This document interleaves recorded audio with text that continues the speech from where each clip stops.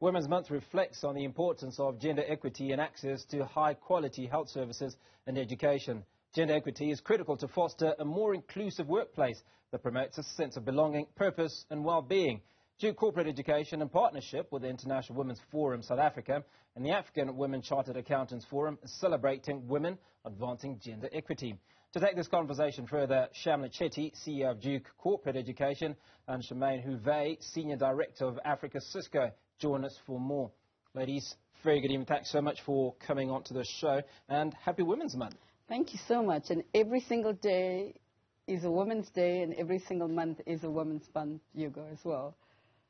So let's start off with you, Sharmla. Talk to us about this event. I know that there are 500 guests invited, multiple speakers, thousands online. Just paint a picture of us what it's going to be looking like next week. So the conversation we're going to be having is that gender equality is a key issue. It's a social issue to support empowerment. You know, it's taking 286 years for the change to actually happen. But collectively, with ORCA, International Women's Federation, BMF, and other organizations, how could we become an aggregator to scale the conversation? So some of the discussions that we're going to be having is how do we shatter the barriers, the CEO dialogue, the lived shared experience, how as women, you know, broken down some of these glass barriers, what does that really mean? But how do you take the piece around not talking about it, but to action? We're going to be including, you know, the new generation, young females, male allyship and supporters.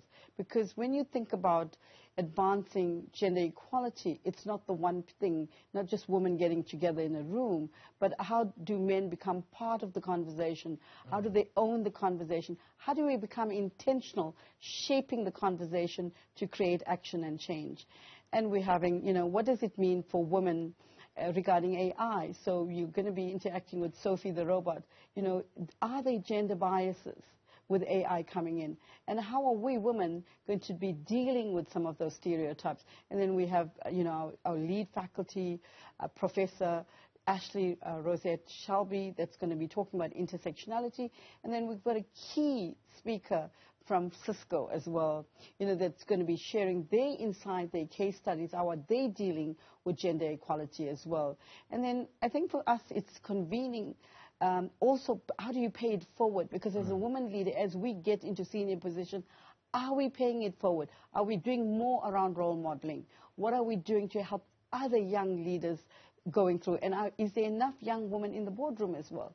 So we're going to be having that conversation as well. So there's plenty to look forward to. Charmaine, just offline, we were talking about your multiple travels across the continent and obviously and elsewhere. Now let's talk about your experience and how you think you'll be able to add value, certainly in some of the interactions that you're going to have next week. Absolutely, Hugo. So I think for me an important hat I'm wearing tonight is I'm a board member of the International Women's Forum of South Africa. So we were actually brought into the country as a South African chapter of the global chapter by Mrs. Sanele Mbeki, who actually was quite intentional about the International Women's Forum of South Africa being the convening power for women in the country.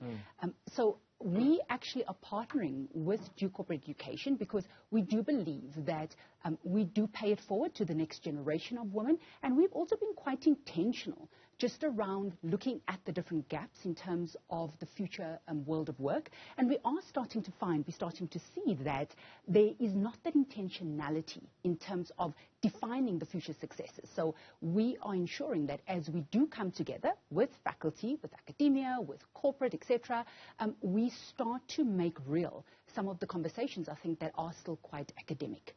You know, so I think a big portfolio and a big, as Sharmla was mentioning, the global head of purpose, she's actually the executive vice president of Cisco's digital purpose and impact office. She'll actually be in town, and she's going to bring a very huge conversation home around how do we actually start to realize purpose in a lot of the work that we're doing.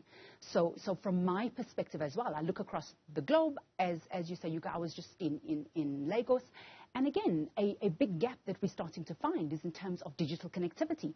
And we're finding that there's not enough solutions that us, as African people are taking to market. So when we look at the US, we say we want to be the Silicon of Africa. We want to copy Silicon Valley.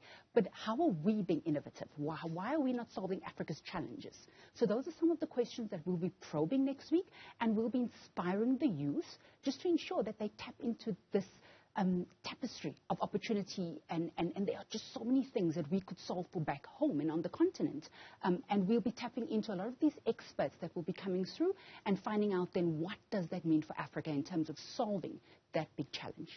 Sharmla, one of the things that you talk about is the involvement of men in this amazing women's event. I've always found and insisted that a lot of the conversations, if you will, with men are almost forceful and not dialogue. There's little engagement. Now, this is an opportunity for engagement. What is the message to men?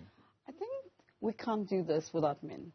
We need men to support women in the workplace, into new roles, whether it's enterprise development, and helping them. So, you know, if you say that this is a women's conference, only women, and we're having the conversations amongst ourselves, and we don't bring a wider audience into this, there's a problem into this. We believe that men need to be allies, mentors, supporters, because you can mentor a woman, but if you're not actually being intentional and supporting her into a new role, it doesn't really matter, isn't it? Right. So you have to be intentional to say, this is a woman leader. I'm actually going to create space. I'm going to actually make sure that when she's not in the room, I'm going to be able to actually help her to get that job. I'm going to be actually having the conversation on behalf of her. That's an important component. We need men to become allies. We need men to become supporters. We need men to mentor women as well in this process as well. Charmaine, there's a concept called each one teach one. Now, when you have 400 individuals in one space, you have thousands online. Just how big is this rollout of influence going to be? I mean, just how much of an avalanche can we expect post this event? One of the things we're actually going to be asking all of the participants, and I'm picking up on Sharmla's previous point, in terms of coaching, mentorship, sponsorship. So what we currently do, we've actually running a hashtag 1000 program with the Facet, Academy under the CEO Ayanda Mafuleka, where we are taking 1,000 women from the private sector and public sector. We have them in a year-long leadership training development course with due corporate education, and a week of the course is immersion, where they go to Singapore, they go to Thailand, etc. And what these women have the opportunity of doing is being mentored by a woman from International Women's Forum of South Africa, who are very powerful women. So we're going to put a call out to say, everyone who's joining this, take one of these women, either mentor them or sponsor them into a role. Because we don't just want these young leaders and the alumni just to be mentored. We also want doors open for them. We want them to be invited into board roles, into board opportunities. So we're going to put a call out to say, we already have 1,000 women, and then how about we do 10,000 women? So we're training 1,000, but let's add 10,000 women. And then if we're mentoring 1,000, how about we mentor and sponsor 10,000? So that's the call out we'll actually be doing next week. Now, since ChatGPT emerged, I've been super excited because it's extremely helpful. It does a lot for many of us. Yes. Now, you talked about Sophie. Give us more insights into that aspect of the program. I think she's going to be sharing about how women, there's a lot of fears whether women are going to be disadvantaged, the loss of jobs. So she's going to be sharing, are there actually new jobs it can be created for women? What does that really look like? And the piece that Charmaine and I were talking about regarding the AI means that it is real. GP chat is real. It's not going to go away. But the most important thing around, are we actually upskilling ourselves? Are we creating more jobs in STEM? What are the things that we can do for women to actually make them understand there is an opportunity with AI, but how do we claim that opportunity? How do we become AI ready in the skills? Are there any, and we're actually wanting to give programs to women as well as they're attending the conference to give them access via Cisco to say, these are programs that you can actually attend to understand what AI is looking at as well. Charmaine, when we look at the profile of some of the speakers, the both of you, it's all very, very high level. But there's also a huge number of young women that are marginalised. Yes. And, Yes. and the question, I suppose, is obvious. Yes. Where do they fit in? Yes. They have a very important pipeline into this. So what we're going to be doing on the day, we will be launching the IWFSA alumni. And this, again, what this means is that the women who have already gone in the training, who have already graduated from the Facet Women's Legacy Program, they now form the alumni. And these are all young women from their 20s into early 30s. They've now formed an alumni to actually pass the baton over and to continue to lift as they rise. So we'll be announcing them. And we also have a very important component called Young Leaders Connect. I was quite fortunate to actually chair that institution. Again, it's about growing and developing the next generation of young leaders, because even if you look at International Women's Forum of South Africa, we have an amazing president, Irene Sharmla, and even more amazing deputy president called Nalisa Fakude.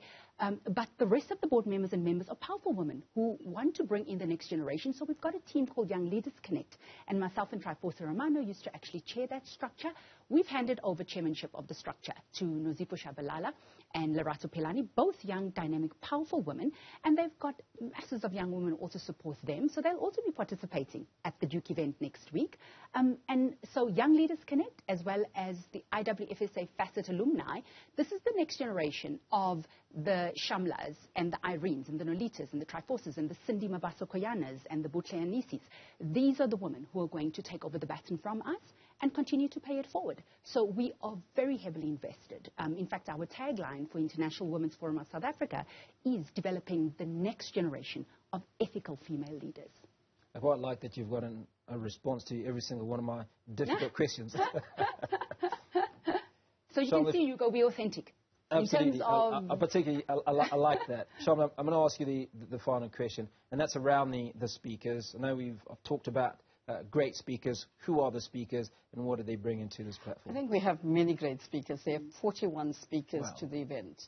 So I think what we said was, as Charmaine built on, it is not just women in a corporate level, women that are playing a role in community, young leaders as well. And we have the robot, Sophie. I think we have a mixture of events. They come from business as well as, running their own businesses as well. So I don't think you're going to get just one person talking about an area. You're going to get a vast range of issues coming from, and multiple industries as well. We've got them from financial services, from telecommunications, from retail, a whole range of speakers that are being involved in the event as well. And final question for you. If there's one thing that any woman or any individual that's present on the day can walk away with, what would it be? I believe the thing they're going to get is continue to invest in yourself, remain curious, don't be afraid to fail forward, and always be in gratitude. And I think the last thing they're going to get very strongly that's going to resonate from the conference itself, ensure that you invest in a mentor, in a coach, invest in a sponsor, and you're only going to get further up the ladder through collaboration and through partnership. You can't go at it alone. That's going to be resonated by every speaker, every conversation, in every networking event. Those 5 things are going to come out very strongly for me. Sharmla Chetty, CEO of Duke Corporate Education, and Charmaine Houvet, Senior Director of Africa Cisco. Thank you so much for your time, and wish you a wonderful event next week. Thank you. Thank you, Hugo. Thank you.